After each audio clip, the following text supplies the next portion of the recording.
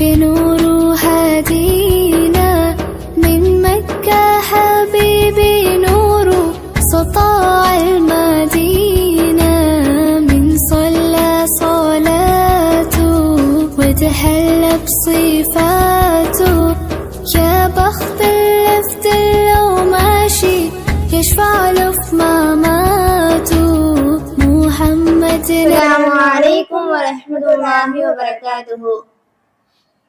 اللهم صل على سيدنا محمد وعلى آل سيدنا محمد وبارك وسلم عليه. الحمد لله الحمد لله الحمد لله رب العالمين والعاقبة للمتقين والصلاة والسلام على أشرف الأنبياء والمرسلين وعلى آله وصحبه والناس أجمعين. أما بعد. பாபு மா ஜாஅ ஃபி ஷஅரி ரசூலுல்லாஹி ஸல்லல்லாஹு அலைஹி வஸல்லம். அல்லாஹ்வுடைய தூதர் முஹம்மது நபி ஸல்லல்லாஹு அலைஹி வஸல்லம் அவர்களின் தலைமுடியின் அளவு குறித்த செய்திகள். இந்த பாபுவில் 24வது ஹதீஸ். حدثنا علي بن حجر قال أخبرنا إسماعيل بن إبراهيم عن حميد عن أنس بن مالك قال كان شعار رسول الله صلى الله عليه وسلم إلى نصف أذنيه. அனஸ் இப்னு மாலிக் ரலியல்லாஹு அன்ஹு அவர்கள் அறிவிக்கிறார்கள், அதாவது அல்லாஹ்வின் தூதர் முஹம்மது நபி ஸல்லல்லாஹு அலைஹி வஸல்லம் அவர்களின் தலைமுடி சில வேளைகளில் இரு காது மடல்களின் பாதி வரை இருந்தது. 25வது ஹதீஸ். حدثنا هناد بن ساري قال أخبرنا عبد الرحمن بن أبي الزناد عن هشام بن عروة عن أبيه عن عائشة قالت كنت أغتسل أنا ورسول الله صلى الله عليه وسلم من إناء واحد وكان له شعر فوق الجمة ودون الوفرة. ஆயிஷா ரலியல்லாஹு அன்ஹா அவர்கள் அறிவிக்கிறார்கள், அதாவது நானும் அல்லாஹ்வுடைய தூதர் முஹம்மது நபி ஸல்லல்லாஹு அலைஹி வஸல்லம் அவர்களும் ஒரே பாத்திரத்திலிருந்து தண்ணீரை அள்ளி குளிப்போம்.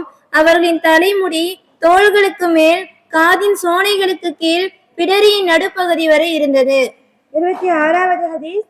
حدثنا أحمد بن منيع قال حدثنا أبو قتادة قال حدثنا شعبة عن أبي إسحاق عن البراء بن عازب قال كان رسول الله صلى الله عليه وسلم مربوعا بعيدا ما بين المنكبين وكانت جمته تضرب شحمة الأذنيه. பராவு இப்னுல் ஆசிப் ரலியல்லாஹு அன்ஹு அறிவிக்கிறார்கள், அதாவது அல்லாஹ்வுடைய தூதர் முஹம்மது நபி ஸல்லல்லாஹு அலைஹி வஸல்லம் அவர்கள் நடுத்தரமான உயரம் கொண்டவர்களாக இருந்தார்கள்.